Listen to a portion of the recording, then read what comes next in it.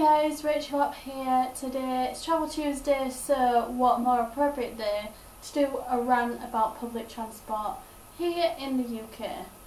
I could personally be the spokesperson for public transport in the UK. I use it so much if it was good, but it's not.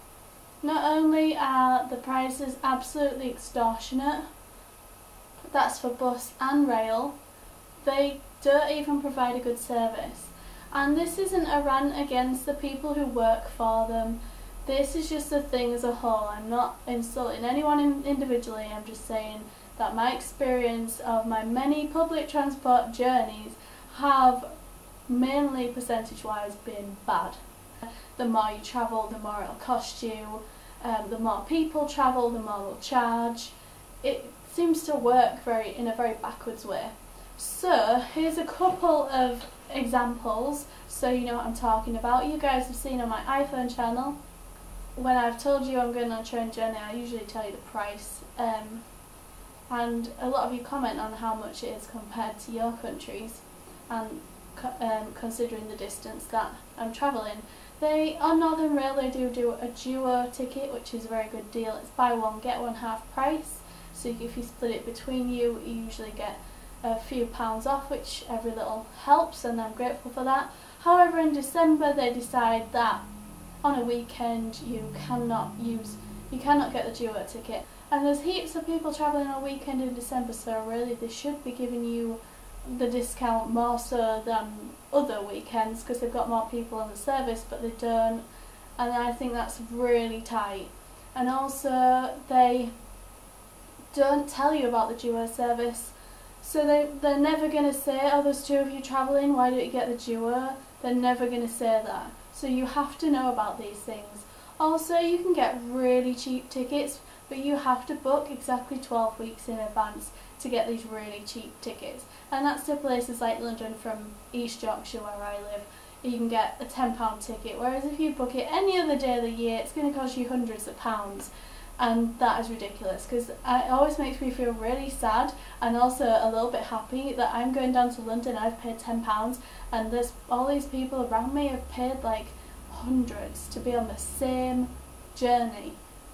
That should be illegal. So we've had a particular bad experience with the train and the bus recently, and it just pushed me over the edge. I'm a very forgiving person, but when everything's costing so much right now and they're taking the money off you and not even giving you a good service, that's just beyond. So I'm doing a rant, I'm getting it out there, and let me know in the comments if you agree and if you've had any bad experiences with public transport in the UK or otherwise. Let me begin. Our first journey was to Malton. This is a particularly difficult journey because we have to get Northern Rail to Seamer from Bridlington, and then you have to get Transpennine from Seamer to Malton, which is a train that goes on to Liverpool. So you can only get the duo ticket between Bridlington and Seamer, but you will have to badger the train conductor for that ticket.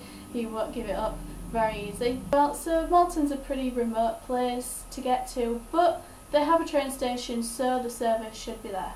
So we go to Malton and all is fine, we have a lovely day there. And then on coming back, our train, obviously we have to make sure our trains are on time to be able to catch them, to be able to catch our connection train. And this is where the train services really let you down. And they also get out of it being their fault because you had to have a connection. Anyway, so we got to our train, it was supposed to leave at 16:03 and it didn't. It said it was expected at 16:50 something. So there was already almost an hour's delay on that train. No reason, just that's how it was. And because the train's between Scarborough and Brid, which passes at Seamer, where we would connect, every 2 hours we would have had to wait 2 to 3 hours for the next train in Seamer, and in that Seamer station it's pretty scary. There's nothing there. There's a basic shelter, that's it. And that's what worries me about the public transport as well. We have young children, old people, ladies on their own, travelling and relying on public transport, and it's leaving people in dangerous situations, be it running out of money, be it having no backup, be left in the middle of nowhere. It's really putting people's lives at risk. So we were lucky enough to be able to get a lift back from someone in my family who we'd gone to visit, but then, you know, that's the whole thing about the petrol cost that you've had to pay for that, and the time that you would have spent if you'd have waited. It would have taken us 3 to 4 hours to get home if we'd have taken the train on like an hour's journey, what should have been an hour's journey. And instead it had to take time out of someone else's life and petrol out of someone else's car and just inconvenience everyone. Now, the ways that could have been avoided, I'm sure that was an instance where the delay couldn't have been avoided, and that's fair enough, but they need to have a backup plan like they do when they have engineering works. A replacement bus service should be there, especially if the delay is going to be an hour long, because they need to make sure that you're going to get home. On only one instance have I had to get the train people to get me a taxi, and this was when I was quite a lot younger, going to London, and there was a massive error with what the train conductors were telling people and what was actually happening, leaving me alone, stranded in Leeds. There was another girl who was also alone. Somehow we got separated from everyone. We didn't know what the heck was going on, and the train service did put on a paid taxi for us. I was grateful that I'd met this girl and that we travelled there together. However, we did drop her off at Grantham, and I had to do the last leg of the journey on my own in the taxi, and it was all very scary experience.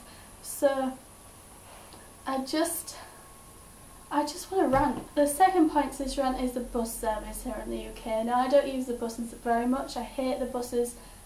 They make me feel sick, and they're now more expensive than the train, especially when you can buy duo tickets and get deals on the train. The buses are slow, they stop everywhere, they make you feel sick, and they're more expensive. This particular journey, most recently, that absolutely pushed me over the edge, was a journey from Bridlington to a place called Kilwick. Now, Kilwick is between Leconfield and Hutton Cranswick. It's on the way to Beverley, and it's about a 45-minute trip on the bus. So in any other normal vehicle it would be about half the time. It cost us £9.95 each. There was me and Ryan travelling, so that's £20 just short of for the both of us. Very expensive. We had to get the bus because Hutton Cranswick is the nearest train station, and that's about a 3 to 4 mile walk. So it's too far really when you're going to visit family. The bus drops you off a mile from the family that we were visiting, so we could get dropped off at Kilwick and walk down a lane for a mile, and we'd be at the house. It was a particularly rainy day, not a good day for a walk, but we knew we had the bus and the house at either end, so it's all good. So we got the bus there, everything was fine, we got dropped off, we went and visited family, then we walked back up the lane, and we knew there was a 4 p.m, something past 4 bus, and then there's something past 5 bus, and then that's it until 10 o'clock for a Saturday. So bus times are really difficult to check on, like way more difficult than train, and there's no apps or anything. They're very stuck back in the Middle Ages. So this is with the East Yorkshire Motor Service, and I have written to them regarding this, but as of yet recording this video I haven't heard anything back, but I have complained about this particular instance which I'm about to tell you about. We were waiting at the Kilwick Lodge stop, which is where we were dropped off. There is a shack for you to wait in, but the shack is totally run down, full of cobwebs, very scary, wouldn't go in there, might catch something. So we stood outside, we didn't want to miss the bus anyway, and you have to flag them down, we know that. So we saw that you can see quite a way up the road, and then there's a slight bend. So as soon as we saw the bus come around this slight bend, which is quite a way off, it's not close, I started to wave.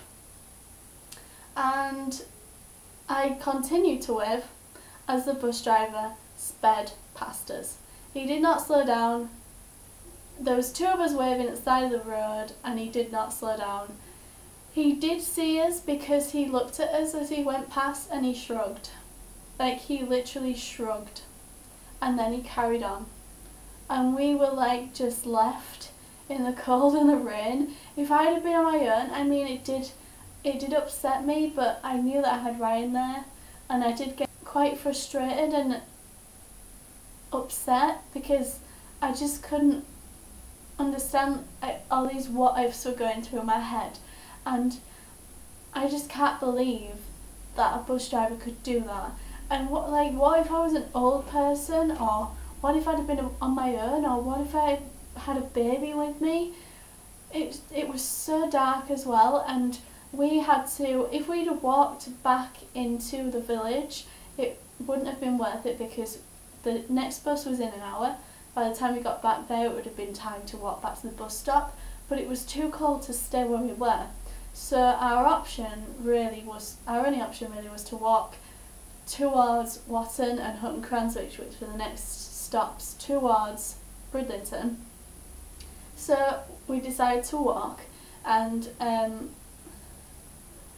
text the people who we'd been visiting, so because I was supposed to text them saying we were on the bus, and obviously we're not on the bus. I had to text them saying the bus driver drove past us, we're going to walk to Watton. So we started walking towards Watton. It was very dark, very scary, no street lights, hardly any pavement. We were lucky that there was some pavement there.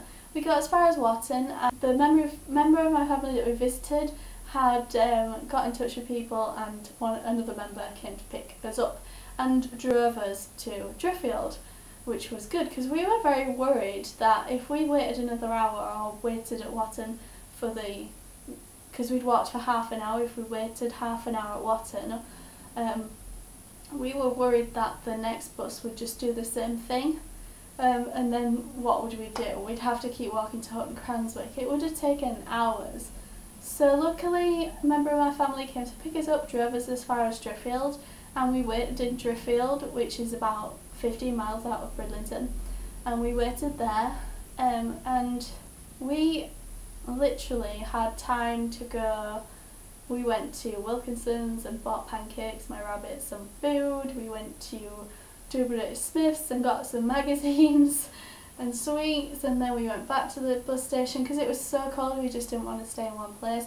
There was 2 trains passed through Driffield in the time we were there that had gone to Bridlington. It was so frustrating. I just wanted to jump on the train, but I didn't want to pay another, I think it's like £6 to £8 single from Driffield to Bridlington. That's a 15-mile journey, and we'd already paid out £20 for this journey now, so there was no way I was going to get on another service. So we waited. That was the 121 bus, for those of you who know the bus routes, and we actually got on the 122 because it was the first bus that came in that was going to Bridlington. We just got on that, got home, and that was it. We did inform Bus Call, which is a service that deals with the EYMS buses, and they just said they would pass on a message to the driver. He probably didn't see us. He did because he shrugged. So yeah, we'll see what they write back. Hopefully they will write back and acknowledge it. I've asked them to just acknowledge why they would do that and to give us our money back for that return journey, which I don't think is unreasonable. We couldn't claim for our train journey that I mentioned before. The unfortunate thing is, because that first small little connecting train was the one that was delayed, you can claim for that, but it will cost you a £10 handling fee to get your money back. So it's literally and then you can't claim for the second one because that wasn't delayed, that was just part of your journey.